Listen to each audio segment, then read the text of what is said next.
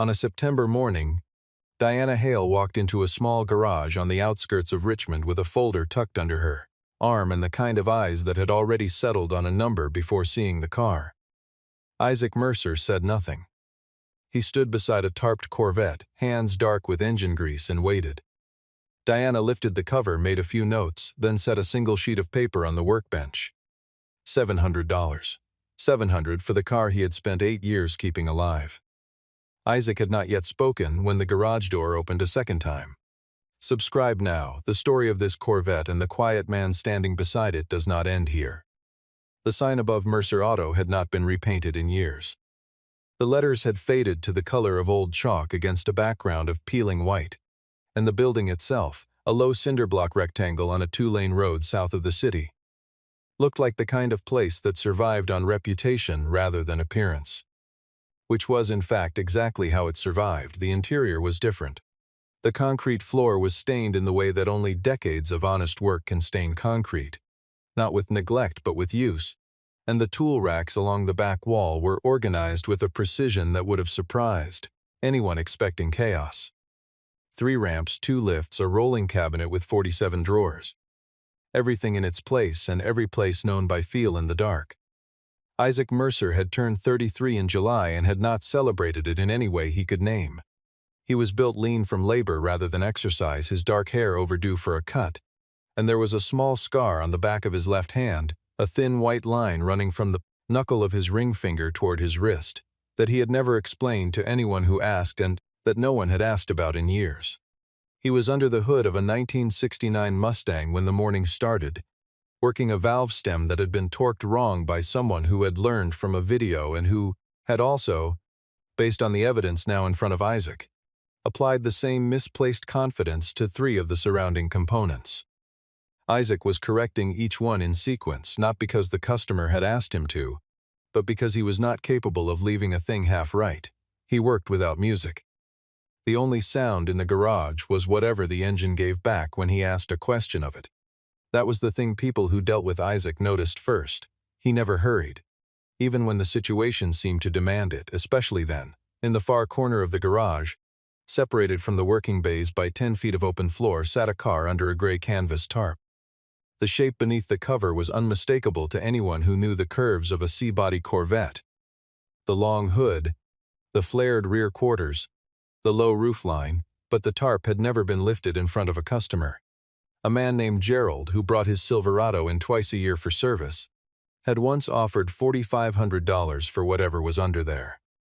Isaac had looked at him once and then looked back at the engine he was working on, and the subject had not come up again. Isaac had kept the car since the winter of 2019, in the way you keep something left to you by the one person who shaped the part of your life you don't discuss in casual conversation. Walter Finch had died on a Tuesday in November, in a hospital room in Charlotte where the blinds were half open and the afternoon light came in at a low angle across the floor. He had left no formal will, no notarized transfer, no document of any kind.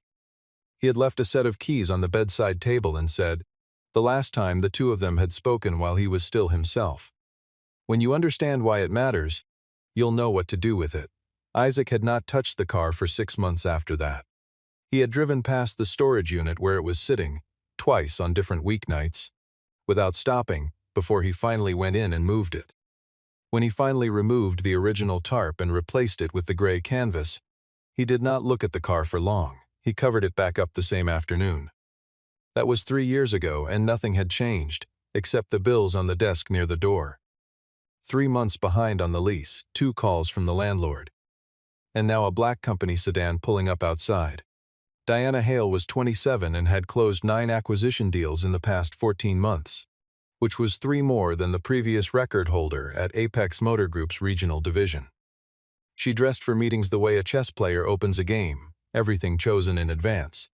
Nothing left to chance. Navy blazer, white blouse, low heels comfortable enough for fieldwork, a tablet case that doubled as a portfolio. She shook hands with a grip that was firm without performing firmness and introduced herself in 2 sentences. Her name, her company, her purpose. She had been told the target was a 1969 Corvette C3 in unknown condition, located in a garage with financial difficulties and an owner who had twice declined written correspondence. She had been told to assess, offer, and close. She had done harder things on less preparation. Isaac set down the wrench he was holding and watched her walk toward him.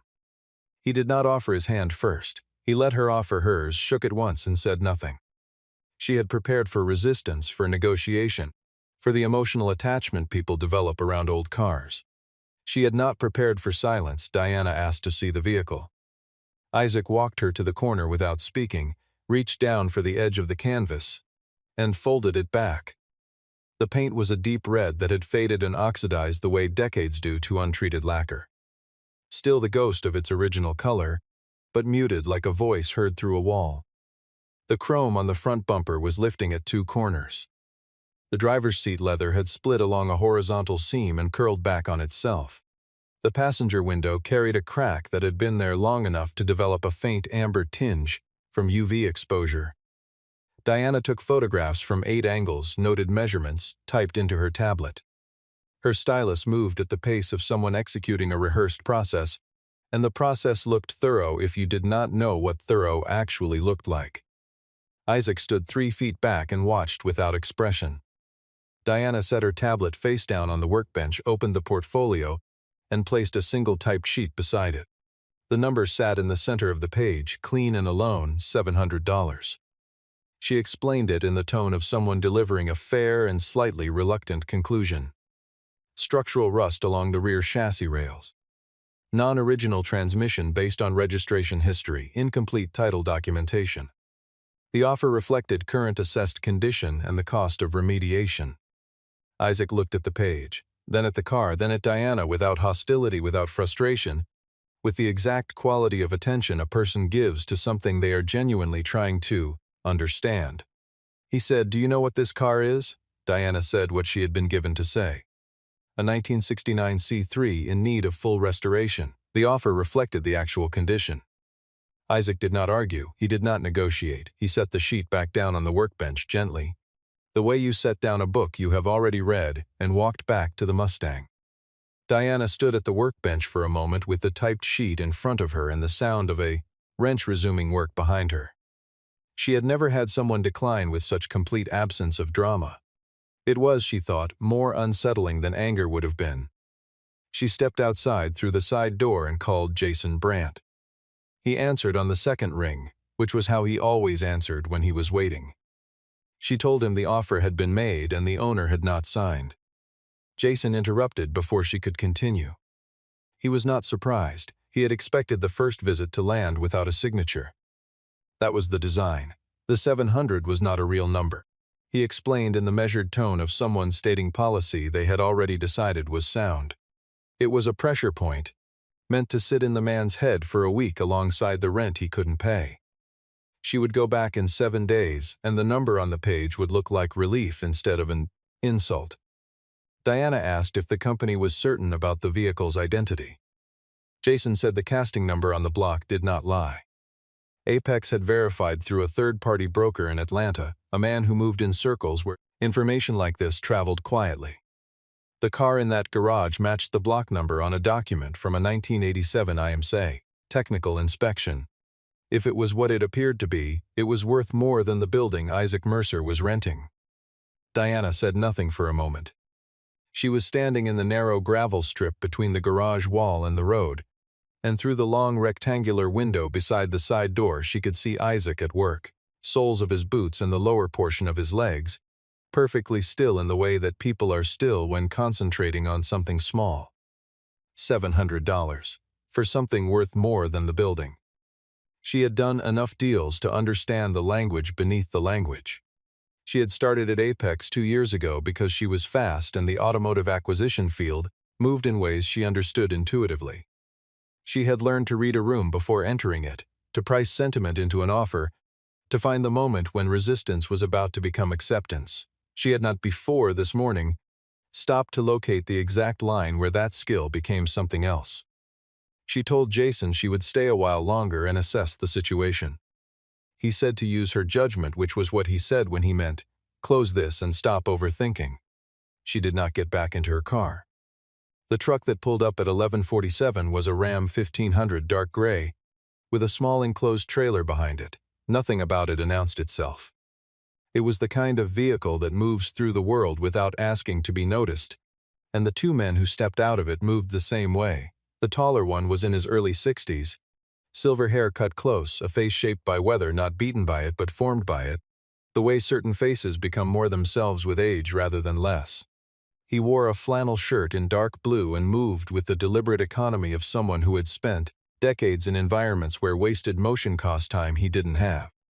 Diana, who had been reviewing notes near her car, looked up when the truck door closed and felt something shift in her recognition before she could name what she was recognizing.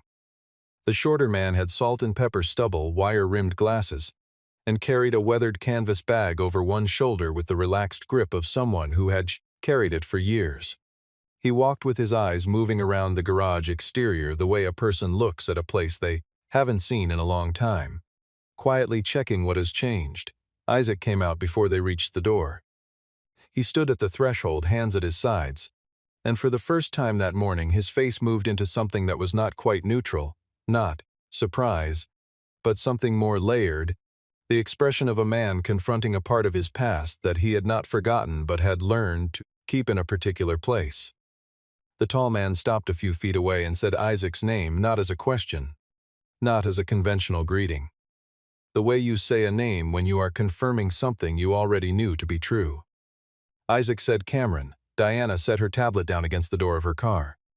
She knew the name Cameron Reed the way anyone in automotive acquisition knew it, from catalog entries, from historical footnotes in race records, from the documentation she had reviewed in preparation for this assignment without fully absorbing what it represented in human terms. 2 IMSA GT Championships 1987 and 89. A name on the short list of every serious discussion of the era. This was not a collector showing up to browse. The shorter man, Adrian, shook hands briefly and then looked past both of them into the garage, toward the thing he had come for. He set his bag on the workbench and opened it carefully, removing a plastic-sheathed document sleeve. Cameron walked to the far corner and stood in front of the gray tarp. He did not ask permission. He stood there the way a person stands in front of something they have thought about for a long time. Then quietly, "It's still here." The three words carried more weight than they contained. Isaac said nothing. Adrian placed a photograph on the workbench beside the document sleeve, black and white. High contrast, clearly from a professional camera. A Corvette in race trim on what was unmistakably a starting grid, number 24 on the door panel, the paint and bodywork configuration exactly matching the shape under the tarp in the corner. The photo was dated February 2, 1987. Cameron turned from the tarp and looked at Isaac. "We heard someone was trying to buy it for scrap price." The sentence landed in the silence of the garage and stayed there. Diana, standing near the door, looked at the floor. Isaac said, "Come look at the engine." Adrian Cole had spent 31 years working on racing engines before retiring, and he approached the Corvette's engine bay the way a physician approaches a patient whose case history he has memorized. He removed the hood pins himself, lifted the hood in a single practiced motion, and then stood back and looked without touching. The engine was an L88. Not the production variant. The designation appeared in no manufacturer's catalog for that model year, because the version in front of him had not come from a catalog. The block casting number was 3946074. Adrian said it aloud without checking anything, because he had not needed to check it since 1987. He pointed to the valve assembly and explained what he was pointing at in the tone of a teacher who no longer needs to perform authority. Walter Finch had modified the timing cut by hand, working from calculations done on paper and verified over 4 track sessions. No machine shop, no outside consultant. The modification was not documented anywhere because Walter had not wanted it documented. He did not trust documentation the way he trusted the sound of an engine running right. This was one of 3 cars built specifically for the championship campaign that year. The second had been destroyed in a crash at Road Atlanta in 1989. The driver walked away, but the car did not. The third had passed through 4 ownership changes in the 1990s, and its current location was unknown to everyone Adrian had spoken with in the past decade. The car in front of them was the only surviving example that could be verified against original documentation. Adrian unfolded the document sleeve. Inside was a laminated copy of the post-race technical inspection certificate from Daytona, dated February 2, 1987. Frame number, engine number, inspector's signature.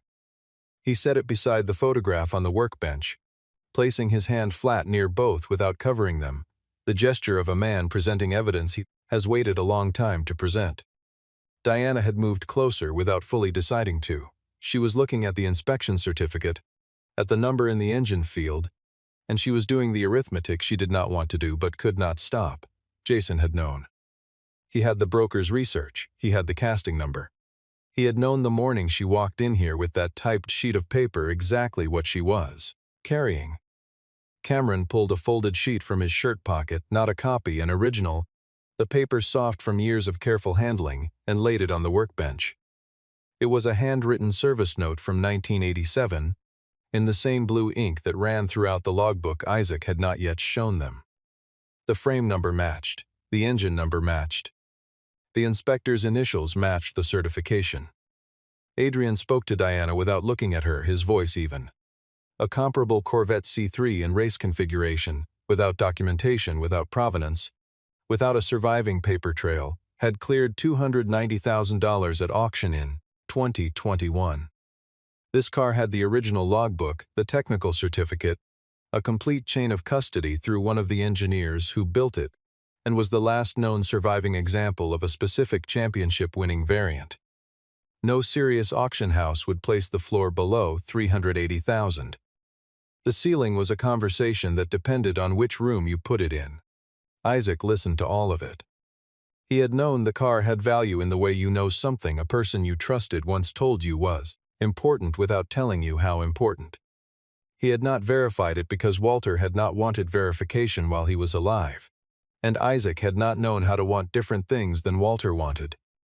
He went to the driver's side, opened the glove box, and removed the logbook. He set it in Adrian's hands without speaking. Adrian opened it, looked at the first page, the handwriting he had last seen in a garage in Charlotte in 1989, and did not say anything for a full 10 seconds. Adrian turned to a page near the middle and read aloud without asking. The entry was dated January 31, 1987, 2 days before Daytona. The ink had faded to a dusty blue, but the handwriting was precise in the way Walter Finch had always been precise about things he considered worth precision. Final valve check at 11 p.m. Isaac stayed until 2 in the morning. Nobody asked him to. Kid hears things I don't hear anymore. If the car runs wrong, send him in first. The garage was quiet after that. Cameron looked at Isaac. He never said that about anyone else on the team. The whole crew knew he had a private student. Nobody knew it was you. This was the part of the story that had never appeared in any catalog or race record or industry profile, the part that existed only in the logbook and in the memory of the two men who had driven from out of state to a small garage on a 2-lane road. Isaac had been 19 when Walter Finch first put a wrench in his hand and told him to listen to the engine before touching it. He had not been hired. He had shown up at a shop Walter used for off-season work, stood at the edge of a workspace watching for 20 minutes before Walter noticed him, and Walter had not told him to leave. That was how it started, and it was also, in some sense, how everything that followed started. He had worked alongside Walter for the last 2 seasons of the championship campaign, not as crew, not on the payroll, not in any official capacity. Walter had wanted to protect the arrangement from the machinery of the sport, which had a tendency to formalize things until the thing itself disappeared. Isaac had understood this at 19 and had not needed to reconsider it later. In 2015, Walter's illness became serious. Isaac had 2 offers that year, one from a vintage preparation team in Florida, one from a restoration house in Nashville with a real reputation. He had declined both. Not under pressure, not after deliberation. He had thought about it for an afternoon and called back with his answer, and he had not spent years second-guessing it. He stayed, and when Walter died in November of 2019, he drove the Corvette from Charlotte to Richmond in a rented trailer and put it in the corner of his garage and kept running his shop. Diana had not moved for several minutes. She was standing near the workbench with her hands at her sides and her tablet face down on the surface, listening in the way people listen when they understand they are hearing something they cannot put back. She looked at Isaac, not the way she had looked at him when she arrived, as a variable in a transaction, but the way you look at a person you've had to revise your understanding of entirely. Isaac said, "I'm not selling this car to Apex at any number they put on a page," Cameron said. "We didn't come here to buy it. Next week there's a Concours d'Elegance, the racing heritage class. This car belongs there, with the right name attached to it." Isaac turned to look at the car. The same car he had looked at every morning for years, unchanged, under the same tarp, in the same corner. He said, "Whose name?" Cameron said. "Walter Finch built it. Your name goes on it as the keeper." Before Isaac could answer, a car pulled up outside. The engine note was heavier than Diana's sedan, a larger displacement, a car that cost enough to have a sound of its own. Jason Brandt stepped into the garage wearing a suit that cost more than 3 months of back rent. He was 50, lean in the way that men who work at being lean are lean, with a watch on his left wrist that Diana recognized from a distance and which told her why he had driven here himself rather than waiting for her report. He had been watching her location through the company device and had seen her stay past 2 hours, and had come to close it personally. He saw Cameron read before he had fully entered the room, and his face did what faces do when they encounter a calculation that was not in the original plan. 1 second of pure assessment before the professional expression came back down over it like a shade. He crossed the floor with his hand extended and said Cameron's name with the warmth of a man who has practiced warmth until it runs automatically. Cameron put his hands in his pockets. Jason adjusted without pause, turning to address the room. Given the additional context now present, Apex was absolutely open to revisiting the initial assessment figure. It had been, he said carefully, a preliminary estimate based on incomplete information. Adrian, without looking up from the logbook, said, "What was the complete information?" Jason moved past the question toward Isaac. The number he offered was 50,000. Then, without waiting, 80,000, both figures in the same breath, offered the way a man offers them when he knows the gap between them and the real number is so wide that the specifics barely matter. The escalation was visible, it told its own story. Jason read Isaac's silence as negotiating posture and stepped toward it. He lowered his voice slightly, shifting from professional to pragmatic, almost collegial. "Let's be realistic, Isaac, you're 3 months behind on this space. I can make that problem disappear with 1 check. This is business. It's not personal." Cameron turned his head. Diana looked at the floor and then made herself look up. It was the wrong sentence to say to the wrong man. Jason was accustomed to people whose resistance came from wanting more money, and he was good at that conversation. He was less prepared for what Isaac's silence actually was, which was not resistance and not leverage and not an opening position. It was the patience of someone who had already decided and was simply waiting for the other person to finish. Isaac walked to the workbench. He opened the shallow center drawer and removed a white envelope. He set it on the surface in front of Jason without handing it to him. 3 months of rent in cash. The exact amount counted and sealed and prepared before Diana had arrived that morning. He said, "I don't need you to solve my problems." The envelope sat on the workbench between them. Jason looked at it with an expression that took a moment to resolve into something recognizable. The look of a person who has built a structure on a specific assumption and is watching that assumption fail in real time. Isaac spoke without raising his voice. He said he had known about the research Apex commissioned through the broker in Atlanta. He had been told 3 weeks before Diana's first visit by an acquaintance in the vintage market who had been approached for background information, declined, and then called Isaac instead. He had known why the $700 figure existed, not as an offer but as a psychological instrument, something designed to sit in his mind alongside the rent he owed and accumulate pressure until pressure became necessity. The plan was to wait for the moment when he appeared to have no other visible option. The envelope had been prepared the week before Diana arrived. Not to prove he had money, he was not a man who thought in those terms, but because he had decided, on the day he sealed it, that whatever he chose to do with the car would never be shaped by a number on a typed sheet. The envelope was the removal of that variable. Whatever decision he made would be made on the only grounds that mattered to him. He had counted the bills at the kitchen table on a Sunday night and sealed the envelope and put it in the drawer, and he had not taken it out again until this moment. He had slept fine that week. That told him what he needed to know about the decision. Jason's expression shifted. He said, quietly, that no contract had been signed, that no one had been coerced, that the offer, whatever its strategic context, had been entirely legal. He said it the way people say technically accurate things when they have lost the argument and are retreating to defensible ground. Cameron Reed spoke then. He did not move from where he was standing, did not adjust his posture or his tone. He said, "You knew what this car was, you knew what it was worth. And you walked in here with $700. What you call that is your business." The sentence had no performance in it. That was what made it land. Adrian opened the laptop from his bag and turned the screen toward the center of the room. The auction result from 2021 was on the screen. A Corvette C3 in period race configuration, no documentation, $290,000 sold. He set the laptop on the workbench and stood back. Nothing else needed to be said to translate that number into what it meant for the car 3 feet away. Jason looked at Diana. It was not a look asking for help. It was the involuntary look of a man who expected someone to be on his side and has just discovered the geometry of the room has changed. Diana met his eyes for a moment and then looked at the Corvette. Jason walked to the door. He stopped once with his hand on the frame, seemed to consider saying something, and then walked out. The door did not slam. It closed with the ordinary sound of a heavy door catching its latch, which was somehow worse. Isaac stood beside the Corvette with one hand resting on the roof panel, not gripping it. Just resting, the way a person rests a hand on the shoulder of someone they are responsible for. He was looking at the door that had just closed, and there was nothing on his face that looked like triumph. No one spoke for a stretch after the door closed. The garage held the specific silence that comes after an acute thing has happened and before the next ordinary thing begins.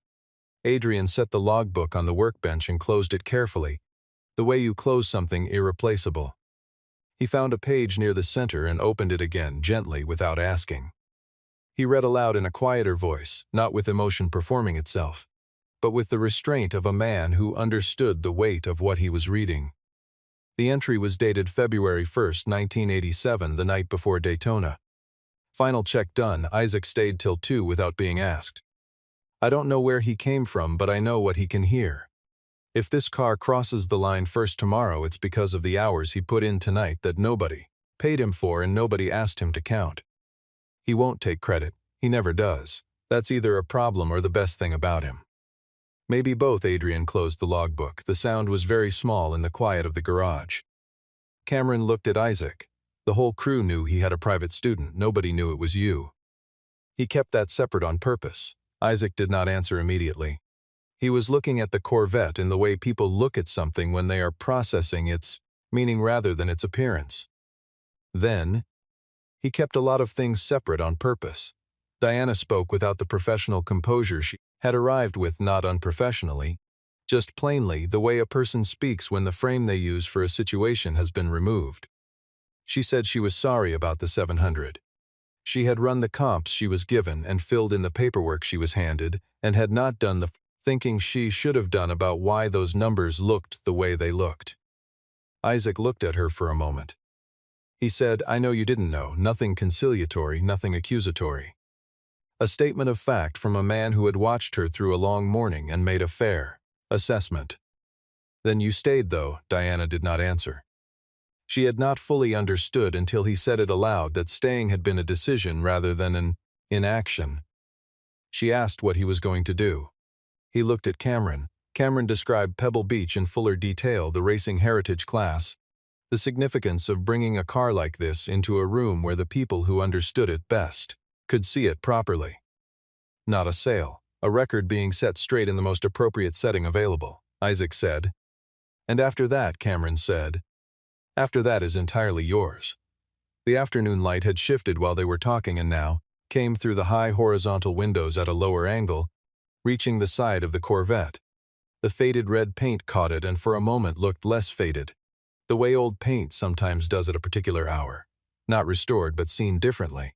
The same color it had always been and just now lit right. Isaac said, "All right." 2 weeks later, the garage was unchanged in the ways that mattered. The Mustang had been finished and returned. A new project had come in, a 1972 Cutlass with a seized rear caliper and a carburetor assembled wrong, and Isaac was working it in the front bay with the same unhurried attention he applied to everything. The gray tarp was folded on a storage shelf beside the air compressor neatly, the way Isaac folded things. He had spent the previous 4 days preparing the Corvette for transport. Not restoring it, he had not touched the paint, had not addressed the oxidation on the chrome, had not replaced or refinished a single surface. He had cleaned it deeply and carefully, the way you clean something when you want to see exactly what it is rather than improve on it. He had used cotton cloths in the same compound he kept for detail work on other people's vehicles, and he had worked methodically from the roof down, section by section, the way a restorer would, except that everything a restorer would have then corrected, Isaac left exactly where he found it. The crack in the passenger window was still there. The split in the driver's seat was still there. The scratches along the right quarter panel, 3 parallel marks at an angle, acquired at Road America in August of 1987 according to a logbook entry in blue ink, were still there, and Isaac had cleaned around them with the same care he applied to everything else, making them more visible, not less. Diana arrived on a Tuesday morning without calling ahead. Not in the navy blazer, a jacket over a gray shirt, no tablet, no portfolio, one fold. She had submitted her resignation the previous week, she said, without being asked. She was writing the story of the car for a magazine, serious editorial coverage, the kind read by the people in the rooms where this car's value would ultimately be understood. Not the auction story, the real one. Isaac said there was one condition. She said she had assumed so. He said Walter Finch's name had to be the first thing in the piece. Diana said that was why she was writing it. The consequence of Jason Brandt's visit did not appear in any formal announcement. It moved the way things move in small, specific worlds, through phone calls between collectors, through email chains among the people who ran serious auctions on the Eastern Seaboard, through the kind of information that does not require a press release because the people it concerns are already in the same room. 3 long-term consulting relationships with Apex Motor Group were quietly ended in the week following his visit to the garage. An internal review had been opened, not for the $700 offer, which could be defended on paper, but for a pattern the offer had made visible. It was not the first time a number had been chosen for pressure rather than for accuracy. Isaac received one more item in the mail that week, a card-sized envelope with a Charlotte postmark, no return address, and inside it a photograph he had never seen himself at 19, standing beside Walter Finch in a garage that no longer existed, both looking into an engine bay, the Corvette's red paint visible at the edge of the frame on the back, in the handwriting he knew better than his own. "This kid's going to do things I don't have time left to do." Isaac looked at it for a long time. Then he put it in his wallet behind his driver's license, where he would not have to look at it unless he chose to. The morning of the transport was early. Richmond in September before 6 has a specific quality of light, low and diffuse, coming in from the east through a haze that burns off by mid-morning, turning everything it reaches a pale amber. The garage on the 2-lane road caught it through the high south windows and laid it across the floor in long rectangles. Isaac was already at the workbench when Diana arrived, a wrench in his hand and nothing in particular to turn it on, the way a person holds a familiar tool when they are thinking rather than working. The tarp was folded on the shelf where he had put it 2 weeks before, and the Corvette stood uncovered in the corner under the full light of the shop lamps, visible in a way it had not been for 8 years. It looked exactly like what it was, a car built to do something specific which had done it, and had then been kept in the same condition in which it completed that thing. Diana set the first draft of the piece on the workbench. Isaac did not pick it up. He looked at the first line from where he stood, read it, and nodded once. Walter Finch's name was there first, as they had agreed. The transport truck arrived at 7:15. 2 men stepped out. Isaac met them at the door and walked them through the procedure before they touched anything. The correct direction to approach the front wheels, how to place the ramp, the anchor points on the frame, the tension on the straps, the specific load sequence for a car this age, and the fact that the hood was not to be opened by anyone other than him or Adrian Cole. They listened without questions. When he finished, they got to work. Isaac watched the first man run the ramp out and gave a single nod when the angle looked right. Isaac drove the car onto the trailer himself.